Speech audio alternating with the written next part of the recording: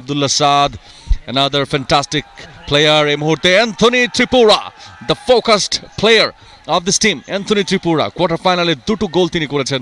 Anthony Tripura খানিক আগে injured হয়েছিলেন, তার কাছ থেকে বল নিয়ে কিন্তু লম্বা পাস বানানো হয়েছে, উদ্দেশ্য সেখানে জার্সি নাম্বার 10 এবং অবশ্যই রাফিদ আল হাসান, তিনি কিন্তু শেষ মুহূর্তের যে ফিনিশিং টাচ যেটা নিয়ে মুরাদ কথা বলছিলেন বারবার, সেই তুলির শেষ আঁচড়টুকু কিন্তু দিয়ে দিলেন রাফিদ আল হাসান।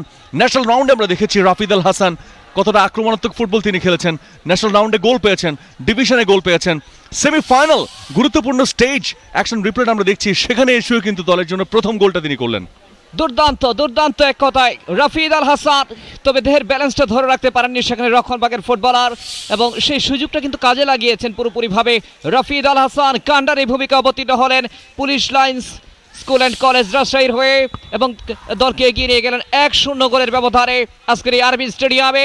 প্রথম সেমিফাইনাল ইতিমধ্যেই দ্বিতীয়ার্ধের 38 মিনিটের মাথায় গোলটা করে ফেললেন, এবং যার ফলে কিন্তু 1-0 গোলের ব্যবধানে এগিয়ে গেল প্রতিপক্ষ Kadamtala Purba Basabo school and college ঢাকার চেয়ে। ডান প্রান্ত দিয়ে আক্রমণে তবে ঠিকভাবে দিতে পারলেন না, বল চলে গেল গোল লাইন অতিক্রম করে মাঠের বাইরে।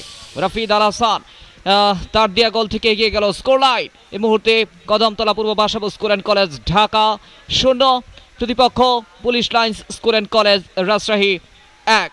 কর্নার কিক এই মুহূর্তে Kadamtala Purba Basabo school and college ঢাকার অনুকূলে, ডিবক্সের ভেতরে হেড হতে পারে এবং শেষ পর্যন্ত যুৎসই হেড নিতে পারলেন না, আবারও কিন্তু ক্রস, তবে সেখান থেকে বল পেয়ে গেলেন 5 নাম্বার জার্সি পরিহিত খেলোয়াড় এবং তার পায়ে বল, সিফাত দূরপাল্লার শট, গোলরক্ষক